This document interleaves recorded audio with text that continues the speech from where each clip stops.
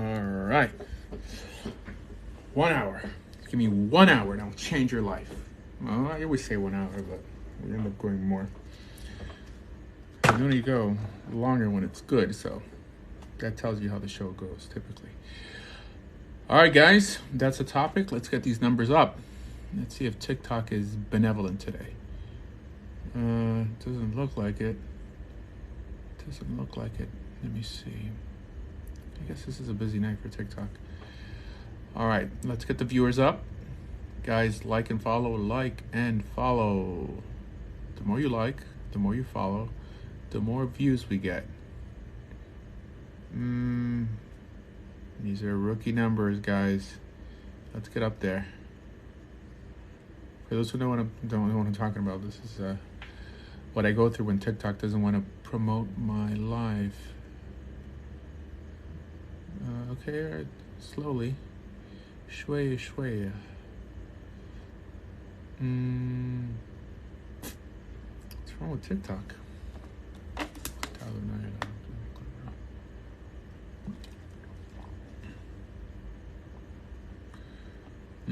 Anyways, let's see. I guess the show will officially start when we at least get like 15 in here. At this time of the night, we usually get like 100 off the bat. But sometimes the algorithm is kind of screwy. Let's see. All right, we're getting there.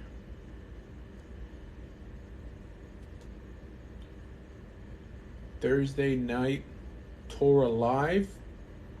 TikTok, where else?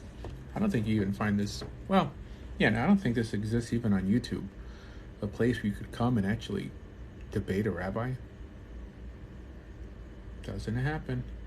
Let's do it. Yeah, you think if I restarted it'll work? I could try. I mean, it's sort of getting up there. It's trying. Don't give up. Don't give up, TikTok. It's like, you know, going back and forth. Remember in the old days where you could like hit things for them to work?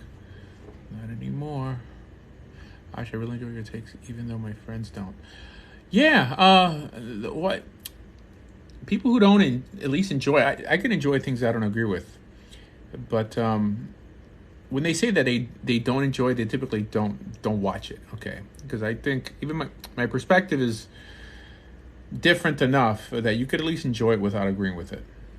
Okay, how can you say the noide is just, how can you say this noide is just as good? What are you talking about, noide? I don't encourage noidism. All right, I guess it's working now. Why do only some Hebrews accept the Book of Enoch? No Hebrews accept the Book of Enoch. Or at least no one identifying as a Hebrew for more than 30 years. Yeah. In terms of a community.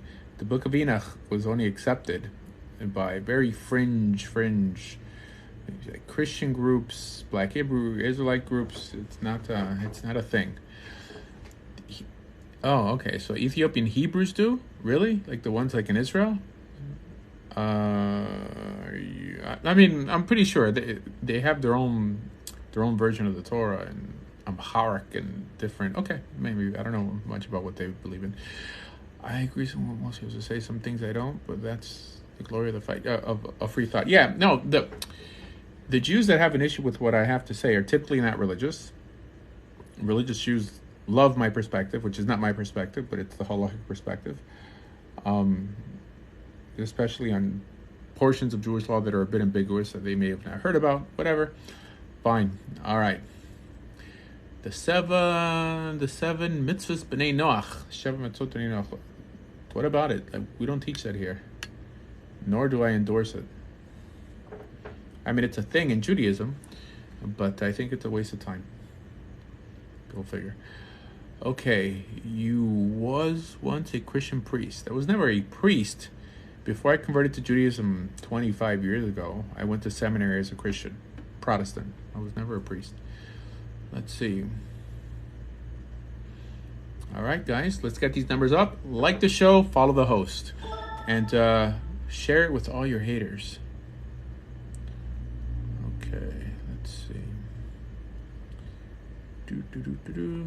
Let me let people know that we're on.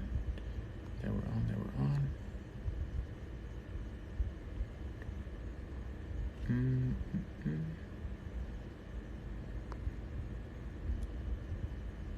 I guess that's good enough.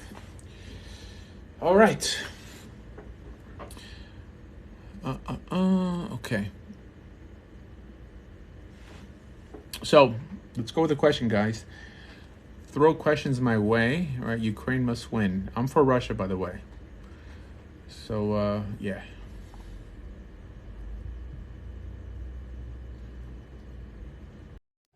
Michael, welcome. Welcome. Yo, Hi. what's up? You're Jewish? I try to be. I'm a Jewish. Ah, beautiful. So what do you think about Jewish? What do I think about what? What do you think about Jewish? Jewish people? Yes. Jewish people, you know, Torah, Taryag Mitzvot. I'm very happy with Taryag Mitzvot. Yes. We love you too, bro. I love you too, bro. Oh, all right. That's very nice. I'm Jewish. I lived in Israel for 5 years, but I don't think people should come to Judaism because they love Jewish people. I think they should come to Judaism because they love Hashem and they love Torah. You're absolutely right. 100%. Where you been in Israel? Where you live? I lived in Kohav Shachar. It's in the Shtachim. It's near Taibe, near Ribonim. It's like 30 kilometers northeast of Yerushalayim. Oh, But I also very lived in good. Yerushalayim. I mean, I lived in Summit Pat. I lived in Iratika. I lived in different places. You? I live in Ramle, next to Tel Aviv. Okay. All right. Very nice. Very nice. I was just there. I was in like for Sukkot. I was there, but I made videos with a group in Holon. So, like in Holon, there's this group. They're called the Samaritans. And where you live right now? In USA? Yeah, like in Fort Lauderdale. You know, I want to live in USA. Next year I come to USA. Bezrat Hashem. This is the place to be. Yes. Miami, Ira Kodesh. Yes. So what the life for? What you doing in the life? What you say? So this is about, it's about Yahadut. We're here talking about Torah, mitzvot, and how people could, if they want to, they could do Gior. And they could become Oh, Jewish. you're doing mitzvah gdola. You're doing so good, bro. Hashem yivarech otcha. Good, bro. Good, very good. Love you, bro. Thank you. Yes. See you later. Love you. Bye. Okay, Shabbat Shalom. Shabbat Shalom. Shabbat Shalom, brother. All right, so I'm reading something here about the Rabbi Ephraim Kachlon, who's a dummy, by the way. If he spoke English well enough, I would debate him. Yes, he made some silly video about me saying that my conversions are invalid. Please watch the video and point to me what is not valid about his claim. I'll tell you what's not valid about his claim is that it's not based in halakha. Guys, like the show. This is, I guess, because it's a busy night on TikTok, it sort of fluctuates. Boom, boom. It sort of fluctuates. Okay, whatever.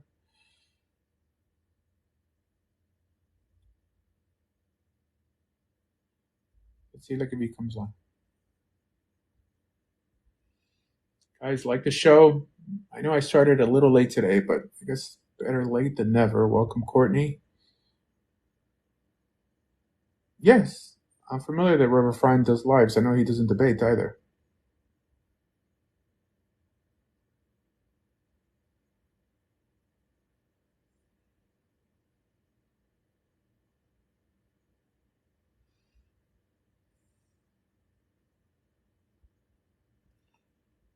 Yes, I'm late. Better late than never. Guys, let's do it. Like the show? Follow this guy right here. Like the show, follow me. Pick up your weapon and follow me. No questions tonight? People aren't curious?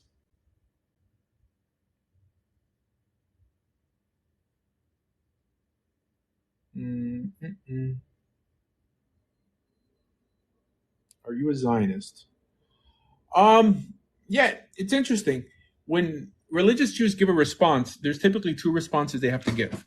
They have to speak from a religious perspective, and they have to speak from a secular perspective, right? Because we're citizens of this planet by definition, but we're Jews specifically, right? So the religious response is no. The secular response is yes. So there you go. I'm converting right now. But are you Orthodox or former conservative? Yes, I'm Orthodox. Whatever. Orthodox people hate to say they're Orthodox. This is like a cringy thing. Most Baal guys will be like, I'm just a Yid. I'm just a Yid. I'm not that type of Shlomo Karbach hippie type of rabbi. But yes, if I had to be placed in some sort of box, I'm Orthodox. Are the Lakers playing tonight? I don't know. You have to ask Hebrew Hammer. He's a sports fan. Thoughts on Palestine? When I was living in what Palestinians call the West Bank, I've always wanted to enter an Arab village, right? And I mean, I guess there's a handful of them. There's, I think, Kalkilia. There's certain Arab villages that you could still drive through. But I don't know. I always would see the fireworks during like Ramadan and stuff, and I wanted to be a part of that. And I couldn't. One, they don't let you drive into Arab villages if you have an Israeli license plate. The army will stop you.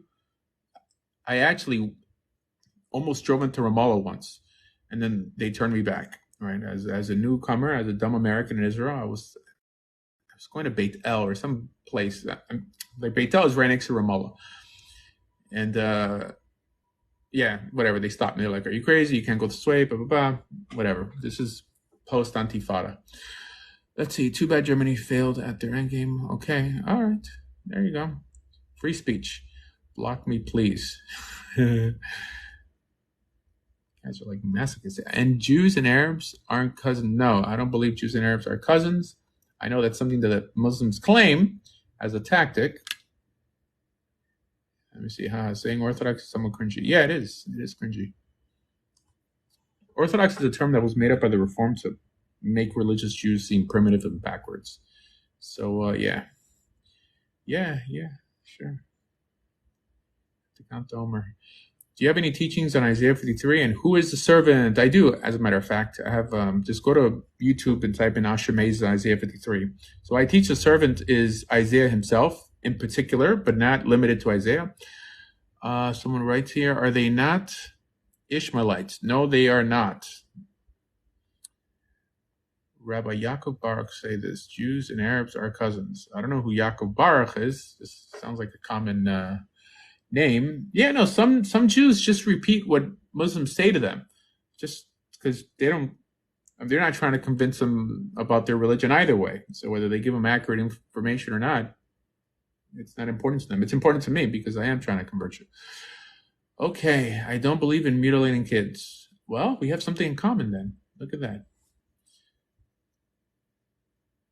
All right. Is this a new person? Maybe. Peace be upon you, brother. You can become Jewish. Judaism is better. It's a thing. What? What? Wait, what are you talking about? No, it's a thing. What's a thing? It's a thing. It's a fad. It's a real thing. You could become Jewish. And some Jews believe that their religion is better than... Are you like an extreme Jewish, whatever they call it, like extremist? Well, yeah, I'm a fundamentalist, although because I know there's different. Like a I know Puerto there's Rican different reggae types. singer. What? I know there's different types. There's some that like walk on the weekends. The woman gotta wear skirts. They gotta grow their hair out from the side. That kind of. Yeah. So I don't grow my hair like that anymore. But yes, I would say that any woman I'm with would have to wear a skirt, and I don't work on the weekends, or particularly Friday night to Saturday night. Well, you go to a what's it called, to a synagogue. You go to synagogue? Yeah. Yeah. Yeah, right. On the Sabbath, right? Saturday. Yeah. I live in a town where like there's a lot of the community is a lot of Jewish people, and you see hundreds of them walking on the weekends. Yeah, where do you live? New York? That's a big town there. All right. Yeah, Okay. Have you ever considered becoming Jewish? no. Well, you could. Just know it's possible. You know, this rumor is true. That means you could be walking alongside all those other people saying like, Assalamu alaikum, peace be upon you. And, you know, so we have something similar. Is there like a Jewish country or something? Not a religiously Jewish country, but there's a country that claims to be Jewish, which is called the State of Israel.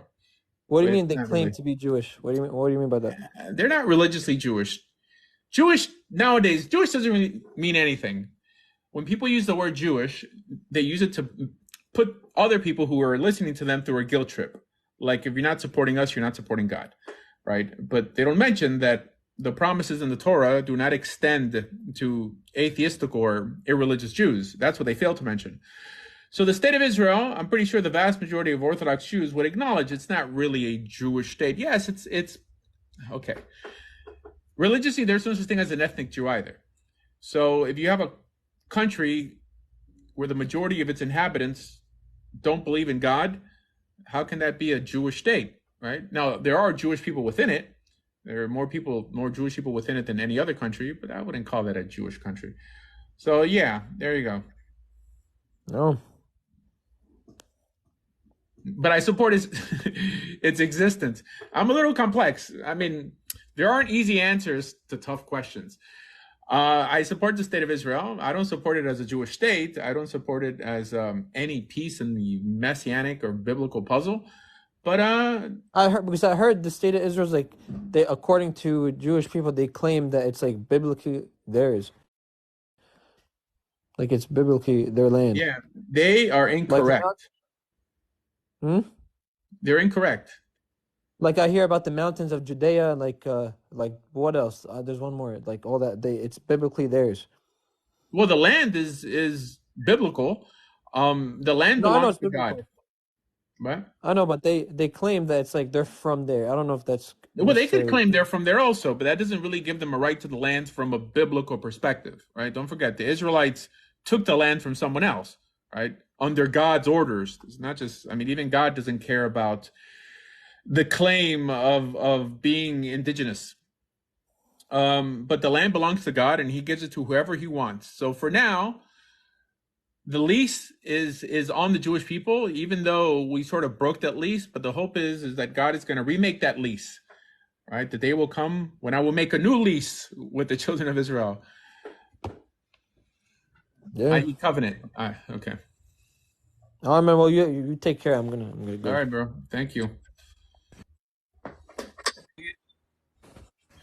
Hey, how's it going, Peace be guys? upon you, brother. Shalom, shalom alaikum. Lechem shalom. Yep. Welcome. So I got a question, Rabbi. Yes, sir. Why did the Prophet Muhammad preach what he preached? Why did Joseph Smith preach what he preached? Power, You know, influence. if the Queen of England had testicles, then she'd be the King of England. Joseph Smith lied to get power and money, wealth, material things, worldly things.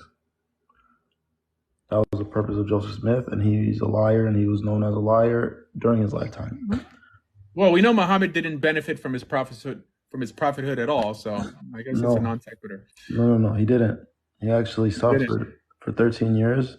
Even when he actually, technically, when he died, his shield was pawned to a Jewish man. He pawned it to get money to buy wheat for his family to feed them. Yeah, and Joseph Smith died in the service of God. From his perspective, he died being a Mormon and by practicing his beliefs. So He got wealthy. He got followers. Like he got power. He became a yeah, more but he was affluent shot to person. death because he was arrested for preaching Mormonism and spreading Mormonism and the ideas of polygamy and all that stuff. Yeah, and I would say Joseph Smith, the demise of Joseph Smith is a lot gloomier than that of Muhammad. Joseph Smith lied. That's what. He did it. I know you believe it's a lie. I also believe it's a lie, but you should also, I mean, put two and two together and assume that I feel the same thing about Islam. I believe Islam's a lie. I don't think it's a. All right, I don't consider you a liar because I think to lie means that you intentionally have to be telling me wrong information. You believe in what you believe, and I'm glad that you believe in what you believe. I wish you would believe in Judaism, but hey, whatever. I mean, Islam is third best in my opinion. Yeah, I mean, it's one man's faith over the other. Now, on this show, what we could discuss is logic, like why, at least like from an ethical, logical perspective, why Judaism is better, not just by saying that yours is a lie and mine is true. I don't use the word true on this channel. Here's my question. Did the Prophet Muhammad lie? It depends. He may have had, I mean, he may have taken some substance, DMT, something, and felt that he did experience what he experienced in the cave or the mountain or whatever, right? In that case, he wouldn't be a liar, he'd be delusional. But did he give over incorrect information? I believe so. So was he crazy? Was he a liar or was he crazy? I mean, that's so subjective. I believe, liar, it seems like derogatory. Right? When people say Bush lied and people died, it's like assuming that he knew that there were no weapons of mass destruction there. Right? When I say liar, I mean, did he lie about having the experience, seeing an angel, and reciting the verses that he thought he could make? Like Paul, the liar. Yeah, and just like Paul. I think maybe Paul was convinced that he saw what he saw. There's people who see some weird things out there, and then you could put them on a polygraph test, and it looks like they're not lying. But I mean, they could claim that they're a walrus also, and also pass the test. Very good point. So, if the Prophet, peace be upon him, lied, why would he lie and make people, the pagans of his time, worship the God of Israel? Why would he destroy their idols? Say, hey, I'm going to destroy all these false idols. You have to worship the God of Abraham and Israel. Because out of every movement on this planet, even the Yahtzee movement, there's some goodness that came out of it. Okay, a broken clock is right twice a day. I think what he may have had is prophet dysphoria. I know nowadays we hear about the whole trans movement with gender dysphoria. Men who think that they're women. I think he thought that he was a prophet, but he really thought, and he was really convinced of it. So I'm sure that good things could come out of it. Good things come out of bad ideas all the time. But for the most part, well, I'm not going to say Islam is a bad idea, by the way. I mean, I think it's good, the ethical portions of it. But I just think Judaism is better. Yeah. Right. If Muhammad was a liar, he wouldn't actually be going around saying you got to worship the God of Abraham. So that's not true. What are you talking about? That every offshoot of Judaism has to be valid. Oh my goodness! Well, every offshoot of Judaism has to be true just because it's pointing people back to the God of Abraham. We got to look at what he was saying. Whatever he was saying, you know what I'm saying? That's the same what the prophets were saying. Worship the God of Abraham. Not exactly. Hold on. He brought in new laws, new requirements that the prophets never brought down because the job of the prophet wasn't to create new things. So, that's what makes it foreign. So here's my question to you. Yeah. How did he receive this information about the Jewish prophets, their names, their stories in detail, right? How was he able to recite them in the most eloquent form of Arabic? Until today, it's the standard of Arabic. The stories were recited in the most eloquent Arabic, even till today. How did he do it? How did he get the information? And how was he able to formulate it in that way? Like give it. Gotta be a prophet. No. Okay. So first of all, I'm not necessarily convinced or really convinced at all that all that took place how the Quran says it took place. It could have been that 100 scholars wrote that book in the most eloquent way possible. And I never even read the Quran. For sure, I haven't read it in the Arabic to be able to appreciate it in a way that you claim that it could be appreciated. Right? I'll take your word for it. But I won't take the Quran's word for it that God actually, or the angel Gabriel in some way gave him some revelation, right? There's a lot of books. I mean, I would say the New Testament has been more influential, ethically influential than the Quran. Does that mean I have to validate, I mean, does that mean that I have to validate the New Testament as true also just because it's done a lot of good? No. New Testament, you know where the information came from. You know that the Jews wrote the Septuagint. So it came from Jews.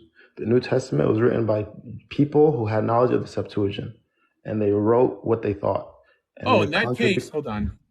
In the time of Muhammad, the knowledge of Judaism and Christianity was all over the place. Now, I understand that you claim that Muhammad was ignorant of that, but I can't prove that. I mean, he had relatives in the clergy, right? I mean, it's a statement of faith essentially from your end. Let's say, for example, Prophet Muhammad was a learned scholar of Judaism, right? Like he knew Judaism to the T. How was he able to write the stories of the Jewish prophets and correct? Because number one, there was no Arabic, Bible at the time, or Torah. So how was he able to correctly talk about things that even in the Torah it's not written about? For example, the Cyrus the Great, is that written in the Torah? That's written not in the Torah, but it's written in the prophets and in the writings. Meaning, in the Jewish Bible it's written, just not in the Torah. Cool. So, because the thing you gotta understand is like the prophet interacted with the Jews of his time, like the Jews with the rabbis of the time. And the Christians. Yeah, and they challenged him, and the challenge that they gave him, he responded with Quranic verses, and rabbis accepted him as a prophet. Well, I mean, I have to test that hypothesis for myself. This idea that the Quran says that he's amazing rabbis and that should be enough for me to follow him. Well, the Quran is. Did you say you haven't read the Quran? Did you say that though? I have not read the Quran. Not all of it. I mean, I've read portions of it. Got you. I'd recommend it because. Yeah, no, I'm into learning. However, the rendition of the prophets that appear in the Quran are not the same prophets necessarily that appear in Tanakh, in the Jewish Bible, right? They're an Arabized version. That means for you guys, prophets are sinless. For us, prophets are not sinless. So you could use the same names, but if the stories are different, they can't be the same people. There's similar stories, very similar stories. The difference is the focus of the stories. And there's a reason why you guys appropriated our prophets, because that was a tactic in order to win over Christians and Jews who hold those Jewish scriptures as special and holy, right? That's the only reason you did it. Every later religion has to appropriate the characters of the religion before it, how Christianity was built off of Judaism. Now, Judaism seems to be like the only organic, ethical, monotheistic Judeo belief system. Who did they copy from? Now, there's some similarities in the Epic of Gilgamesh and the Code of Hammurabi, but regarding the narrative, right? But the bulk of it, I mean, the characters aren't the same. The story isn't the same. But heck, I mean, even the Quran quotes the Talmud, and it says that God says, and it'll quote a Talmudic statement, while in the Talmud it says that Rabbi Akiva said this or Hillel said this. So no Judaism, no Islam. So that's the thing. The claim of Islam is that it is like from the God that revealed the Torah to Moses, the Psalms to David, the same God. That's the source of the Quran. Yeah, it claims that. Yeah. Yeah. It affirms the covenant that was given to Isaac. It confirms it. Right. Okay. Right? So it confirms like this is the same God that did this. Same God that took the children of Israel out of Egypt from the Exodus. The same. And it speaks to you directly. Yeah, but do we have a say in it? Do we have a say, like if it's an actual extension, or or should we take the Islamic claims for themselves? Here's what I would recommend to you. Just look up the verses of the Quran, because the Quran is Allah's word, and He speaks to every human, and He speaks to humanity in general. You're preaching. Muslims. I'm really trying not to preach. I got you. Yeah. No, it speaks to you as a Jew. There's verses to children of Israel. If you consider yourself a Jew, it's talking to you directly. Like verses that specify, children of Israel, blank. You understand what I'm saying to you? So I'd recommend just checking those out. Have you ever considered becoming Jewish? I never considered it. But did you know it was possible till today? No, bro. I'm on your live all the time. I'm sorry? What'd you say? I'm on your live all the time. All right. Or before I started reminding people of the obvious, did you know that you could convert to Judaism? No.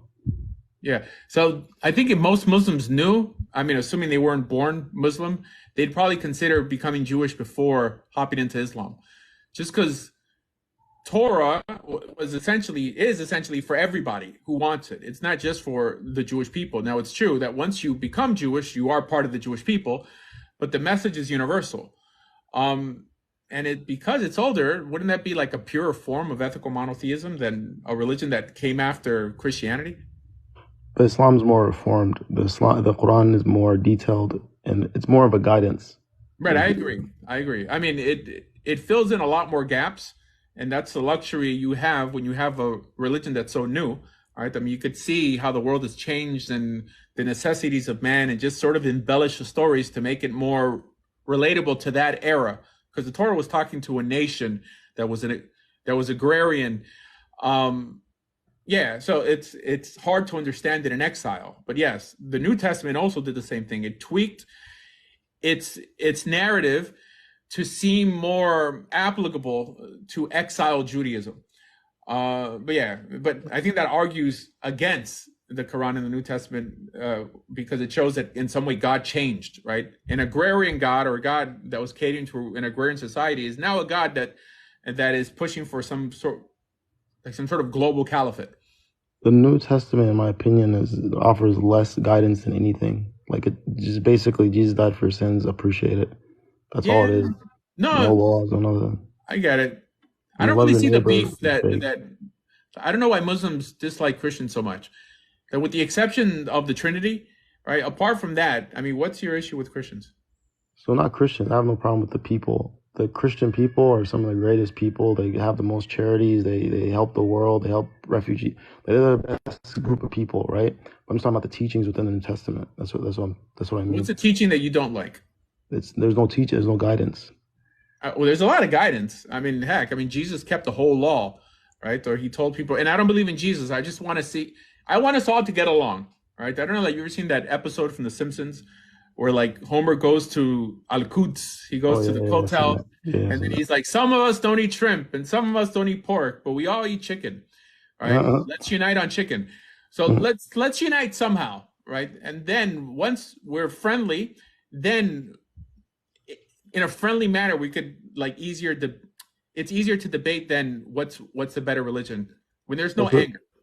That's a verse in the Quran, actually.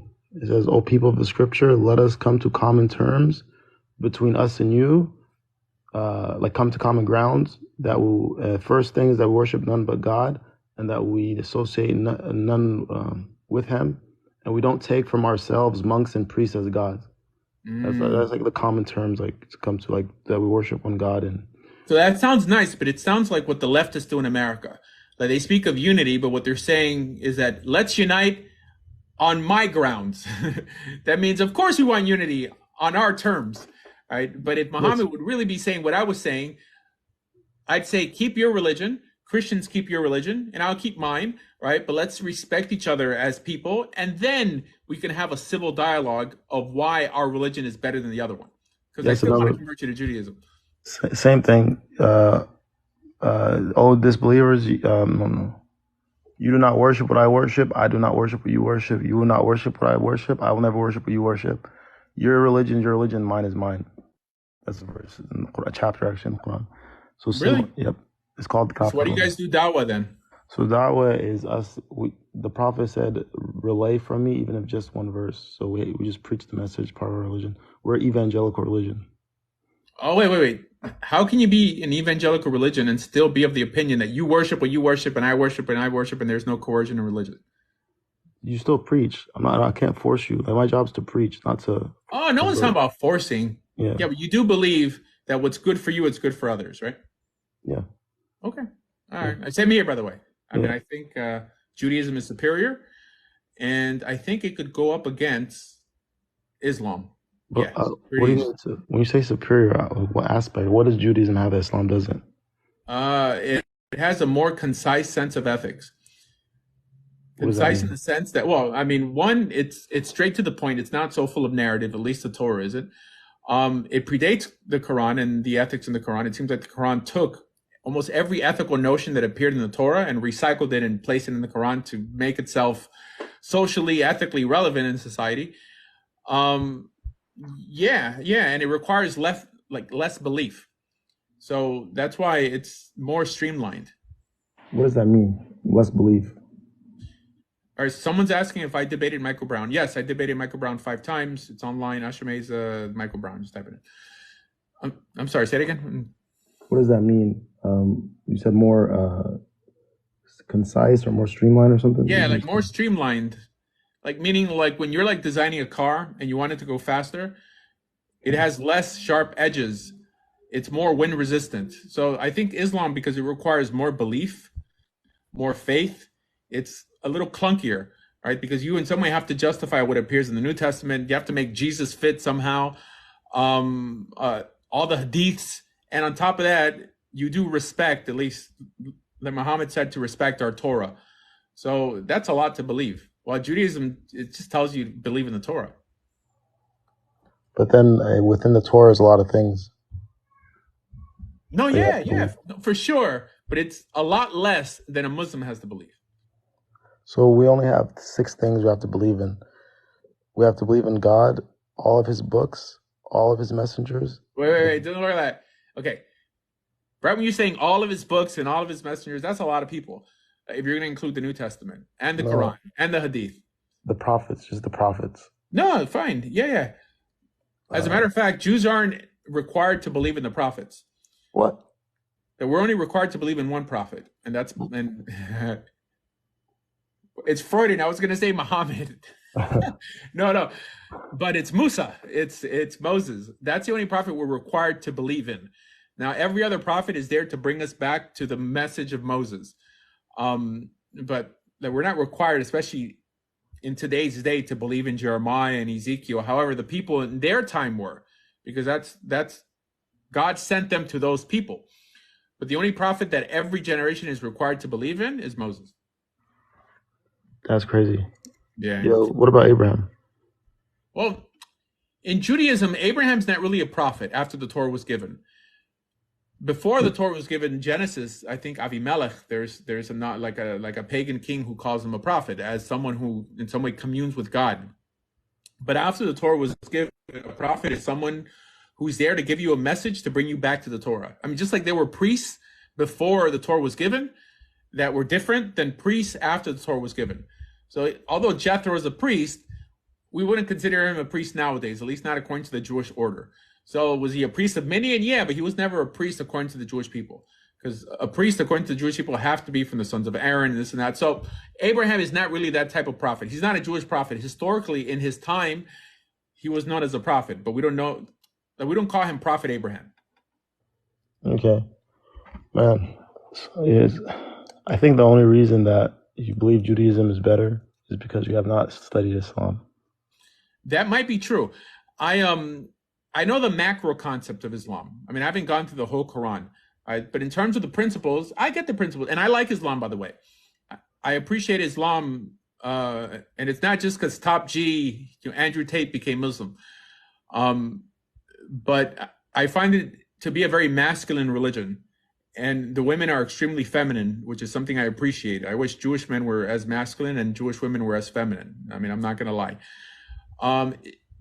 I'd become Muslim if I'd be convinced of Muhammad being the final messenger. But it just seems like it breaks the systematic theology that appears in the Torah, because not even a prophet could bring something new to the table. And that's essentially what Muhammad did.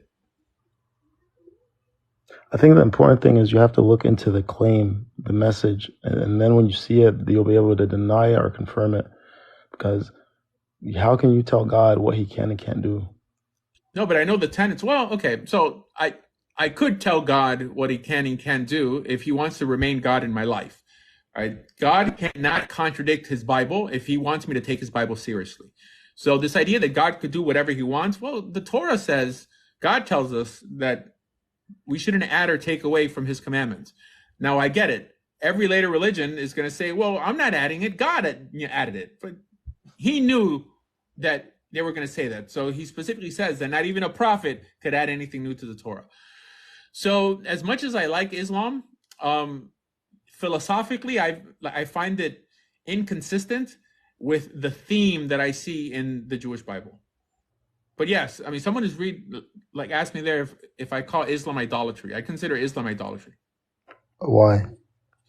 So every time I give a response, I'm speaking from 2, sometimes even 3 perspectives. There's the Jewish perspective. There's the macro perspective. Well, in this case, it's just Jewish and macro, meaning the outsider's perspective and the insider's perspective. But being that Muslims claim that Islam is not idolatry for everyone, whether you're Jewish or not, then I'll give you the way Jews view idolatry. Idolatry in Judaism doesn't necessarily mean that you're worshiping idols. Idolatry in Judaism, the word is avodah zarah. Like just how you guys have shirk, we don't have shirk as a standard of idolatry. Shirk in Hebrew is called shituf. Some rabbis say that shituf, i.e. partnerships, is a form of idolatry. But avodah zarah, which means idolatry in Hebrew, means foreign or strange service or worship of God. So if you're serving God in a way that he didn't prescribe, i.e. by not keeping the Torah that appears in the Torah, right, then you're practicing idolatry. If a Christian says that the Torah is done away with, that itself makes Christianity an idolatrous religion. So from a Jewish perspective, Islam qualifies for being idolatrous, even though it's monotheistic. You could believe in one God, you could be a monotheist and still be an idolater. Only because you believe in one God doesn't mean that it's the same God of Israel. Although you claim it is, right? The way we know who we worship is by what that God expects from us, right? Our God tells us we can't eat rabbits and shrimp and lobster and camel. And the Islamic God says, go right ahead, right? So it can't be the same God.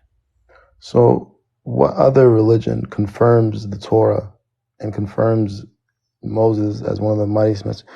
You know, Moses is talked about more than any other human in the whole Quran. Like nobody's talked about more in the Quran than Moses is. Yeah, I know, but the Quran is just around 1,300 years old, right? So when it's so late, of course, it's going to speak about the 2 religions that did all the hard work in civilizing this planet. It's unavoidable. But that doesn't mean that you have the right to claim it as the final piece in the puzzle. Because I could just write a better version of the Quran. I could hire George Lucas to really take you for a joyride. Does that mean that mine, because it's more complete, it's better? No, it just shows that you're a newer religion that is trying to solidify its existence by diminishing the previous religions, i.e. by saying that Jews corrupted the Torah. We never said that. Christians corrupted the New Testament. We never said that.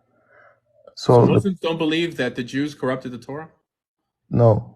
The Quran never said they corrupted. The Quran says... I'm not saying the Quran. I'm saying, do Muslims believe that the Jews corrupted the Torah?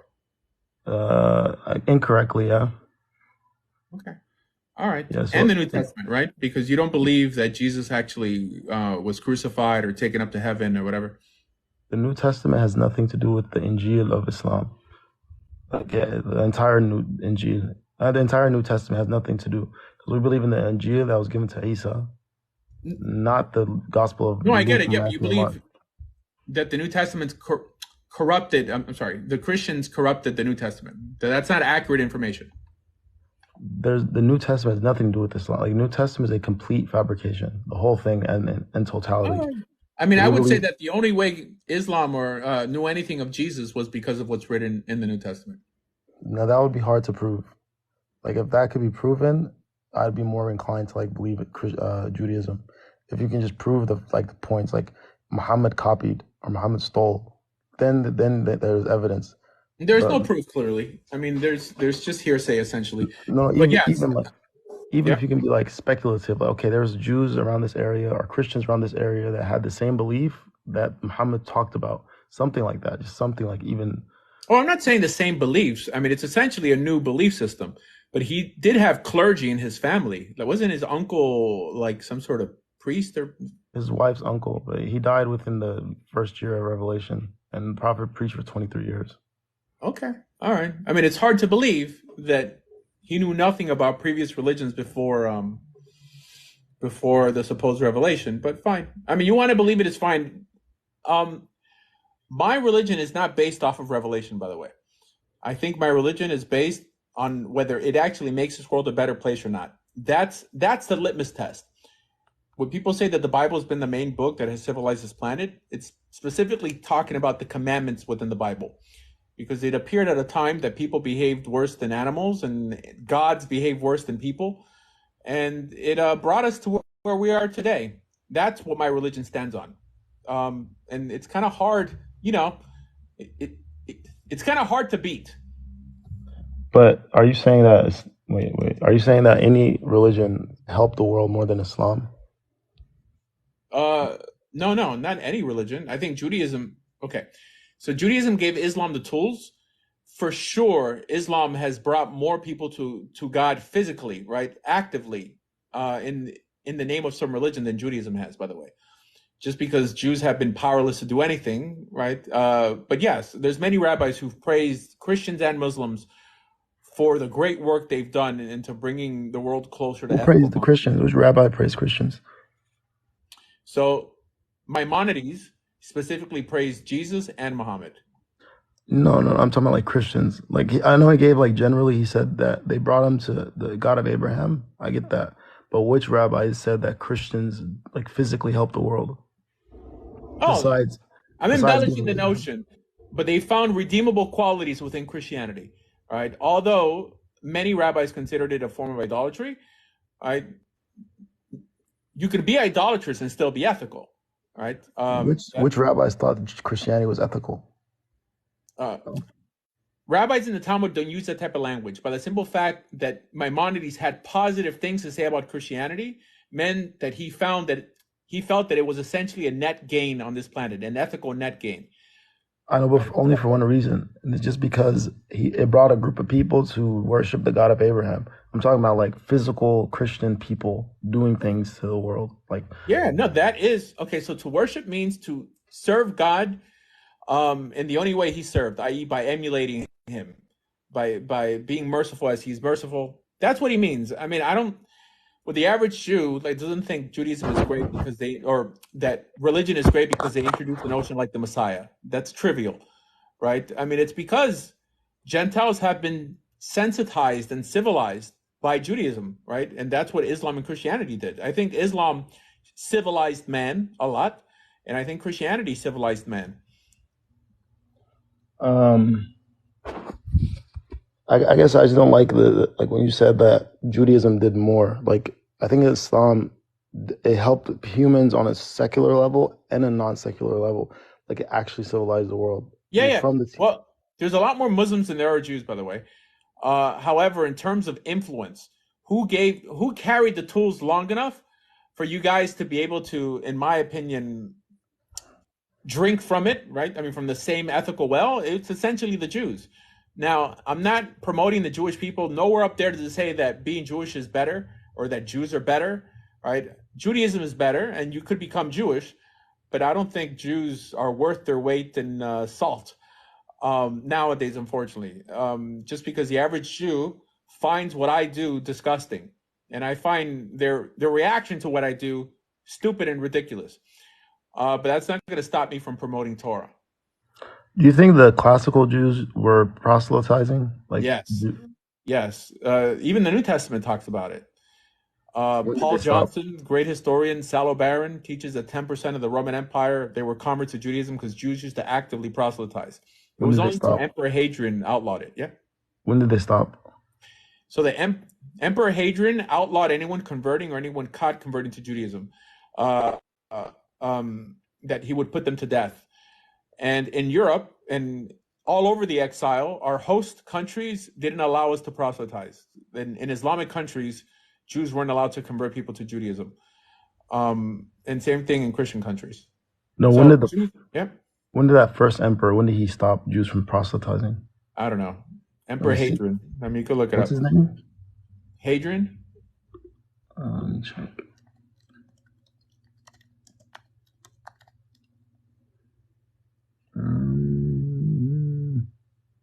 170. So he's first century. Okay. So if this emperor made it, outlawed it, right? Yeah. That means the Jews became used to not preaching, proselytizing. Right. So how did the Prophet Muhammad learn about Judaism? No, because there were Jews amongst him, and Christianity is built off of Judaism. So, cool. Yeah. Like this is what I recommend, Rabbi. Just look to this claim only this claim. Okay. How did the Prophet get this information? So check and see. Oh, we don't know. It's all speculation. Whether it's coming from you or from me, we don't know. Regardless, the Quran exists. So I appreciate that you're an ethical person because you follow the Quran. And I appreciate that you're trying to make me Muslim because that shows that you care about me. I wish most Jews cared about you as much as you cared about them, honestly. But that doesn't mean that Torah is in some way inferior. I think Torah is superior, and I think that you should pay tribute to where your ethics actually come from, and that's a Torah because it predates your system. It's not that. Please understand my intention. It is impossible for anybody to convert anybody. My thing is just misconceptions. I want to give you the correct information, and once you have correct information, that's up to you, whatever you do. But my job is just like... Yeah, but I'm speaking to you in logic. Look, I want to convert you to Judaism, but I'm not going to preach to you or give you theological concepts that you haven't embraced. So telling me I'm going to give you the truth, I'm going to give you correct information, right? I've been trying to speak in a language that we could all agree that we both speak, which is logic, right? And those are the examples I'm using. But things like read the Quran, it'll change your life. No. The Prophet Muhammad did miracles. That's not enough to get a logical person to say, who already has the belief system, to say, yeah, I'm going to consider Islam. That's my thing. Logically speaking, if the Prophet did not have access to Jews or the Torah or this information, he did have access to Jews. I know, that's what I'm saying. Jews all over that region. That's why I told you, look into that claim. I say there was no way he could have got this information from Jews. That's my claim, right? Mm-hmm. And then there's tribe. So the tribe of Quraysh claimed to be a biblical tribe, tracing their descendants all the way back to Ishmael, correct? Yes. So they had some knowledge of the Jewish Bible, correct? No, they only knew Ishmael and Abraham. They didn't know Moses. They didn't know Isaiah. They didn't know Solomon. They did not know. How do you know that? I mean, that's kind of... Because it was not brought... Okay, so the Kaaba itself was from Abraham. He built it. That's how they knew, like, who built the Kaaba. And their lineage was the most important thing to them, like their family line. But there's no mention of Solomon, nothing. No mention of David. But there's mentions of... Okay. The Arabs of that region were very familiar with Christianity because they were ancient Arab churches in Syria. If you're familiar with Christianity, then you're familiar with Judaism because the first half of the Christian Bible is Jewish. There was proxy Arabs that the Romans, the Byzantines had on the northwestern part of Arabia. The northeastern part was Zoroastrian, and the Zoroastrians were even more influential than the Christians at the time. So if anything, he should have went to that side if he was copying or lying. Now let's say, for example, there was Jews in the city of Mecca. Would these Jews teach an Arab the religion of Judaism? Possibly. Jews used to proselytize. That doesn't... I believe that Jews have always encouraged people to become Jewish. Not as much as after the rise of Kabbalah. Okay, so it seems like a little shocking. But it's hard for me to believe that Muhammad knew nothing about Christianity and he knew nothing about Judaism when he claimed he received his revelation. There's no way to prove your claim. And why would that make it true? There is, because we got our old buddy. The thing is, we have more access to information than any Jewish rabbi, any scholar ever had in the history of humanity in our fingertips. We just have to look up very simply. Were there any Jews in Mecca? Were there any Christians with the same belief as Muhammad in Mecca? Like, no Christians at that time believed that Jesus was not God, that he was not crucified. And that was a new belief. That was a new thing that the Prophet brought up. In the first century, there were some groups, obviously. This is not an argument. You're trying to, in some way, say that because of revelation, because it was miraculous, the way Muhammad found the supposed true path, that's a reason for me to follow him. I'm saying my whole belief system is built off of ethics, not because of some supernatural event that may or may have not have happened. I don't care about miracles, right? There's other belief systems that are full of miracles, but they don't have ethics. Then what's the point, right? God is not God if he's not ethical, right? I got you. Being that Islam appropriated our ethics, this is why it's hard to logically wean a Jew from that ethical well to something that basically is built off of our commandments. I understand. Okay, I get what you're saying. I apologize. So when it comes to ethics, it's even greater argument for Islam because the teachings within the Quran are way more. It's made just for guidance. It's made just for you to practically look at the lives of the prophets and get a lesson from each one. But in the Bible, it's like a historical account. You know what I'm saying? Like, for example, I'll ask you, what do you learn from Abraham? Like, what is the lesson that Abraham taught you? That's not the Torah. See, the Torah, although colloquially we call the 5 books of Moses the Torah is the commandments within the Torah, what we received on Mount Sinai all the way to the end of Deuteronomy. That's what the Torah is, right? We don't learn how to behave because of what Abraham did or because of Jacob did. You know, because of our patriarchs, we don't learn proper behavior because essentially they're a mixed bag. We behave the way God told us to behave. That's the difference between Islam and Judaism. Islam emulates people to the extent that it's hard for them to acknowledge that a prophet could sin. Because how could he sin if our job is to emulate him? So this is why it's essentially a different religion. I don't understand how ethical is like. So how do you? Their ethics just come from the laws? The laws make you ethical? Yeah, I mean the laws are split in half, like just like in Islam. There's ethical laws and there's ceremonial laws, right? Believing that Muhammad is the final messenger and prophet seems like more of a ceremonial law, like a law based on holiness, right? But not mistreating people, loving your neighbor as yourself. If someone kills one man, it's like he destroyed the whole world. These are ethical laws. Does the Torah teach? Does the Torah teach you can do interest, like eat interest? So just as much as Islam teaches it. So it forbids it? It forbids price gouging, which is essentially what Islam prohibits. So we call it ribit or ribis, right? I guess it's, similar in Arabic. Mm-hmm. However, the reason it's similar is because if you go to an Islamic country and you try to finance a car, of course you're going to finance it for you because they don't consider that a prohibition in the Quran. What you consider a prohibition is price gouging, ripping people off. That has been prohibited. Thievery is prohibited in Judaism. So I know the average Muslim says like, oh, we don't charge interest, but you do finance vehicles and houses, right? That is interest. What about variable rate interest? Equal scales. What about variable rate interest? Oh, I don't know. I'm not even sure what that is. Variable rate interest. Meaning that the government sets the rate? If you live in Florida, they could charge you 40%. If you live in New York, they could charge you 20%? No, like if I buy a house from your car and you okay, I want 5% interest, and then the economy gets bad, and then they raise it to 7% or lowers it to 3%. Like, can that interest rate change? Is that sin in Judaism? So the interest rate changes due to inflation or just the value of money, so that doesn't mean any reason at all. I'm sorry? For any reason for the interest rate to change. Yeah. So the interest rate, if the money's worth less, right? The government, by raising your rates, is not ripping you off or stealing from you. The money's just worth less. Gold is worth more, right? I wouldn't consider that thievery. That's riba in Islam. In Islam, that's riba. Is that allowed in Judaism?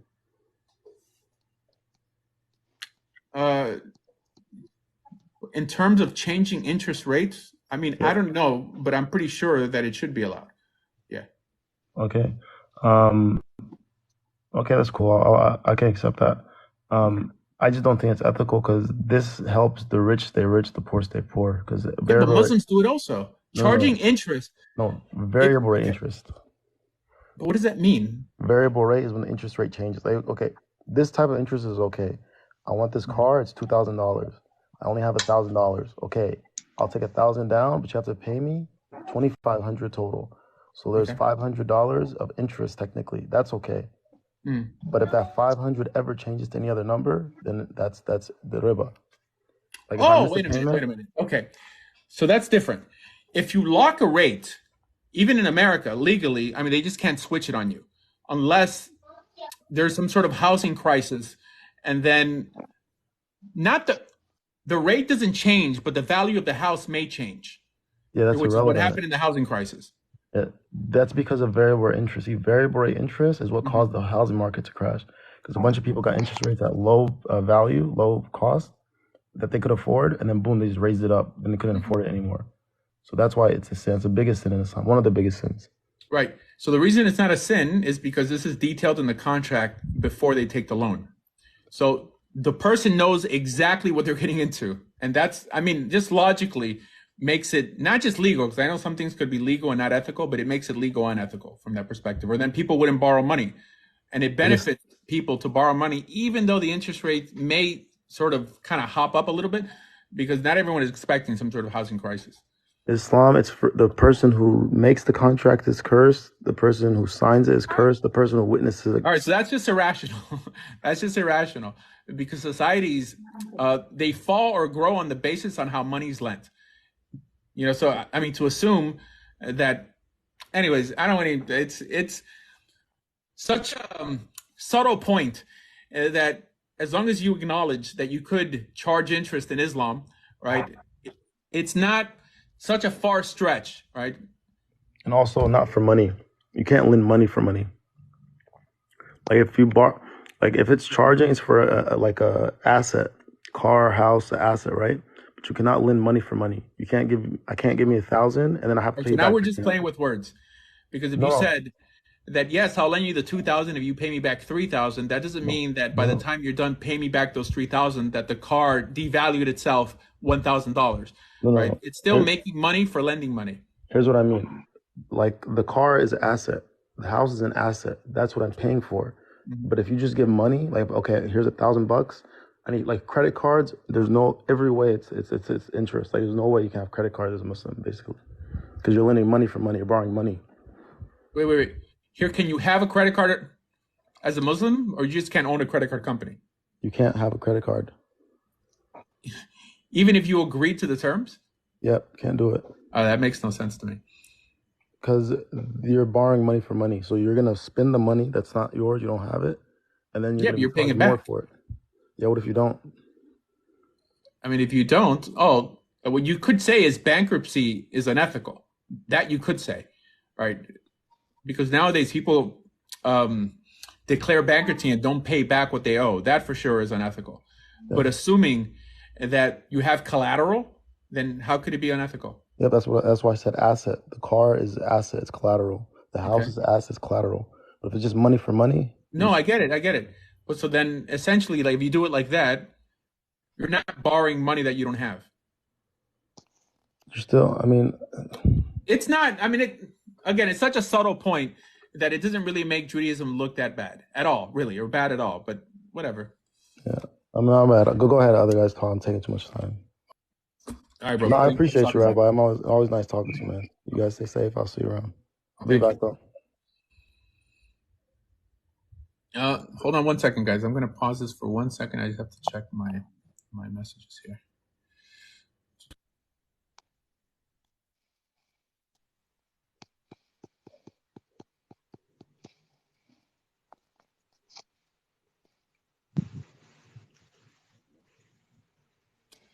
Okay.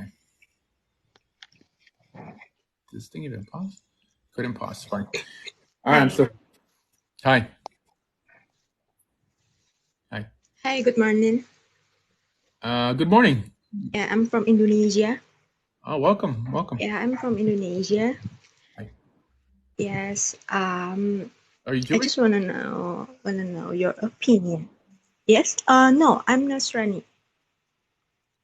You're what? Nasrani? Yes. Just wanna know. What your opinion about Nasrani? I wanna know. Oh, Nazarene. Yes. Yeah. Yes, Nasrani. Sorry. Well, you believe in Jesus. Still confused because since I was born, my teacher always teach me about Jesus, but my parents, my grandma, grandpa, not believe him. You know. Yeah. I just want to know. Well, yes. First of all, I want you to consider becoming the religion of Jesus. Jesus was Jewish. And I want you to view Jesus like we view any one of our rabbis, not as God and not as the Messiah, but you can appreciate his teachings if you like. So you can be Jewish if you like.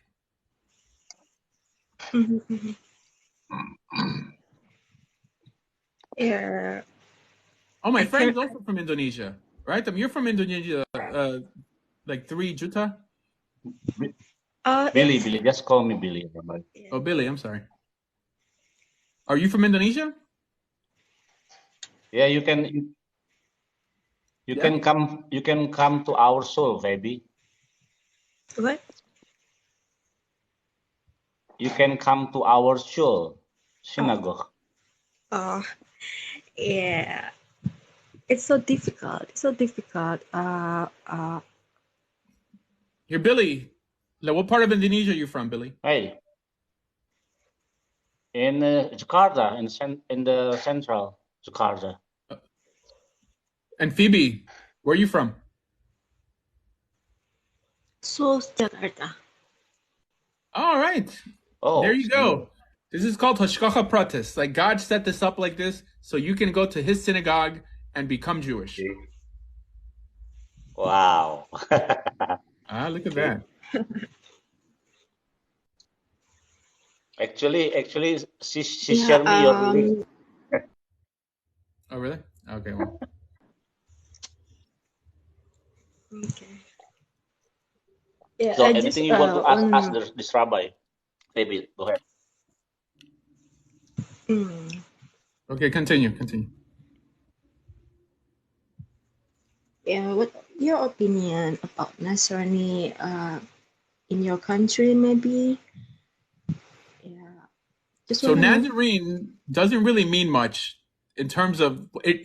It doesn't tell me what you really believe. If you're saying Nazarene as one of the earlier followers of Jesus that were just Jews, that's one thing.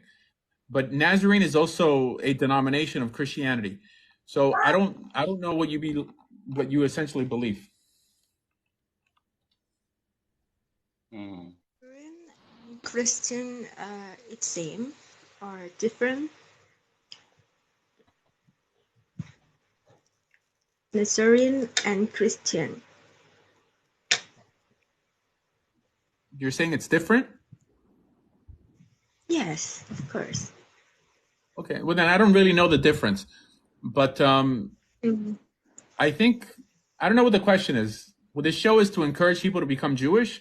I could dialogue with you why I think that being Jewish is better than being a Nazarene or a Christian. I mean, Jesus was Jewish. He told you to keep all the law. Even if you don't want to become Jewish, perhaps you want to start keeping Torah laws because Jesus said to keep them. Okay. Okay.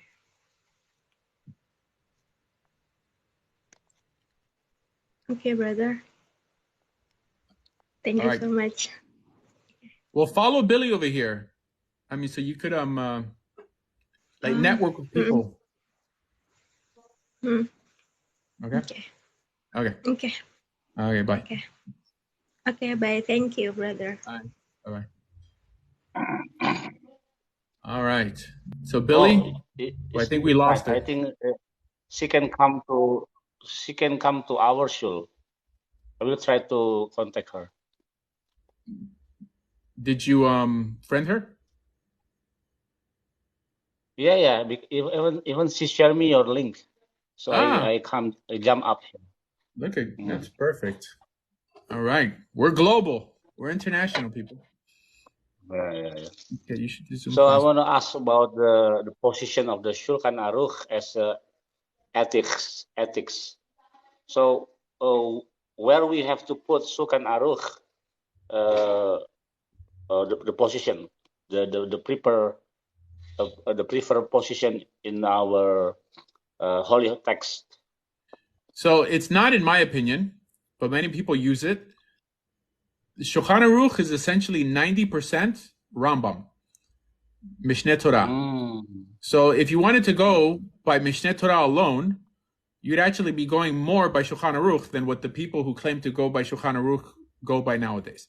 Because nowadays people say they go by Shulchan Aruch, but they bring in a lot of different other books, like Shulchan Aruch Harav, or Mishnah Brura, like the Zohar, and on and on.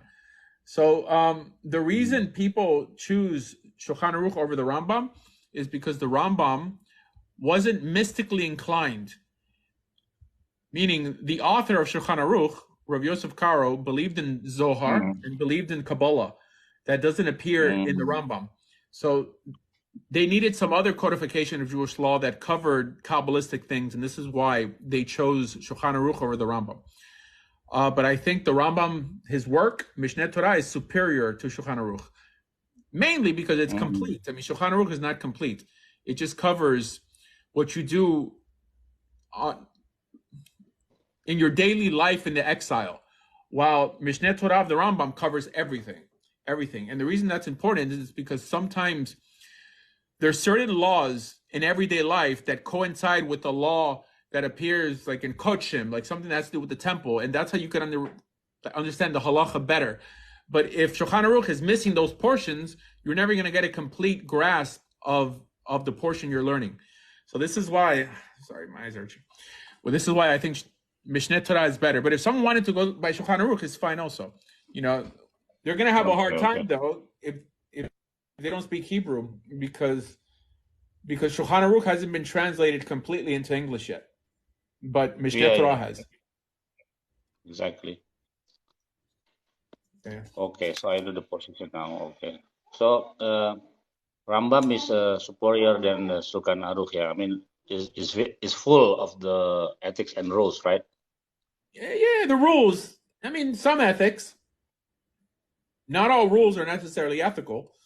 I'm not saying they're unethical, but ethics I typically link up with morality. I don't know if not mixing wool and linen is a moral law. It's a ceremonial law. However, loving your neighbor as yourself, not mistreating the convert, the widow, the stranger, these are more ethical laws. But yeah, guys, like the show, like, and follow. The more you like, the more people hop on here. So let's get these numbers up, and hopefully we'll get some good debates.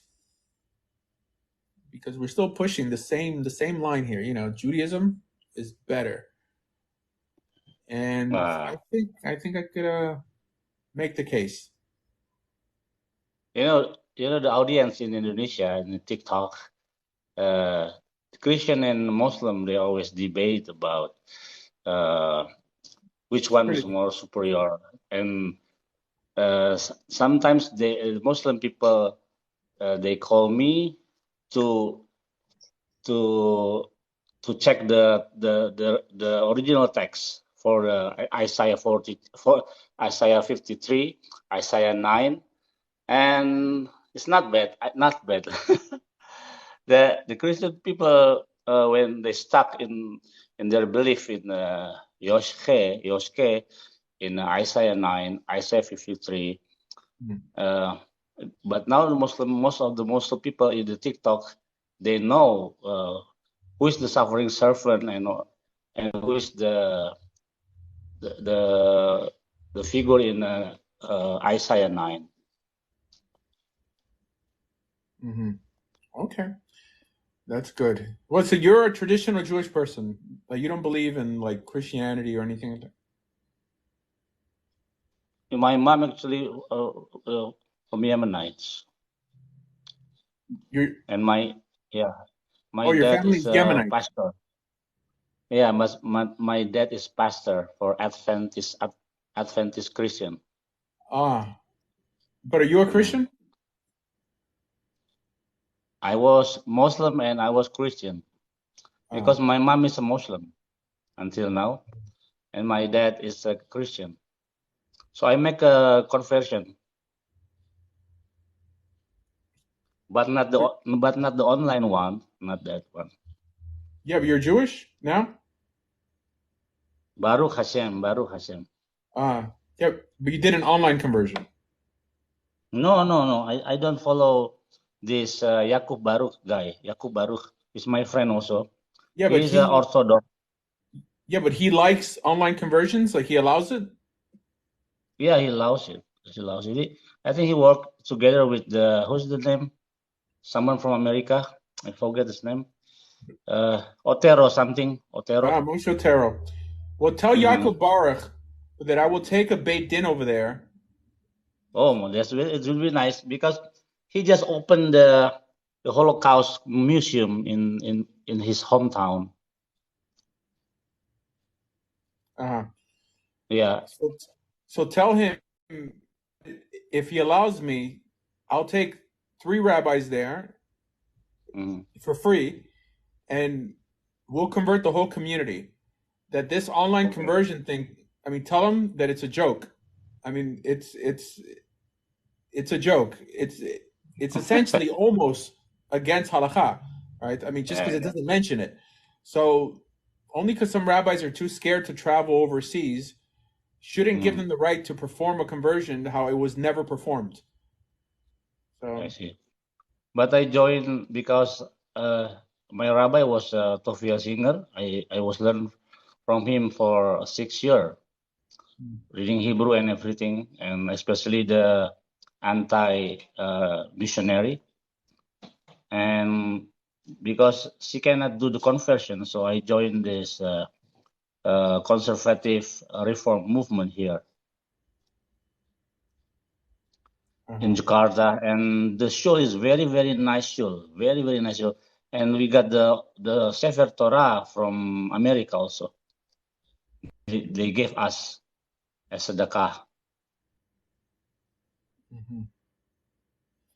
Okay. All right. Yeah. I spoke to Yaakov Baruch before, a long time ago. Tell him to contact me and let's talk. Because, I mean, I don't really know why he's not doing the conversions himself. Because he converted, correct?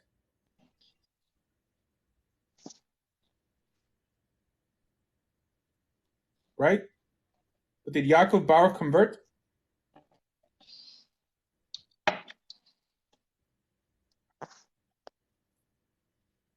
Pardon? Sorry, is this the signal is too bad here. What did What you say? Yaakov convert? Yeah. He just makes the conversion only for the paper because some congregation try to attack him. You know, Jewish versus Jewish is very normal. All right, fine. So he just wants to for the paper only. Because I'm going to Okay, I will try. In January, I'm going to India for sure. So I could stop in Indonesia But I'm not. Yeah. We are friends, but I'm not joined with his shul. I'm joined with this rabbi. You know David Kunin from America. Who? David Kunin. No. Yeah, he was the chief rabbi Japan, but for the conservative movement. I didn't know they had chief rabbis, the conservative movement. And in Indonesia, our local rabbi's name is Benjamin Mayer. His name is Benjamin Mayer. So I'm joined with him. He who convert me also. But I'm very close with Yaakov Baruch because we are from the same hometown, from Sulawesi. Okay. Okay, I will tell him. Okay. All right, great. All right, guys, like the show, follow the host, like and follow, and come up here. Come up and let's talk. Bring your haters. Bring your kids, your wives, your husbands. Okay, let's see. You know what? I said I was just going to be on for an hour. All right, so tomorrow before Shabbat, we'll go on for like another hour. I think it's for sure a larger crowd in the daytime. But anyways, guys, if I don't see you, have a good Shabbos, right? And catch me either again before, Erev Shabbos or Motzei Shabbos, like Saturday night. That we'll be doing this Eastern Standard Time. And follow the host, guys, and spread the word. Tell people that, converting to Judaism is a thing. It might be for them, it might not be for them, but just know that it's possible. All right? Peace.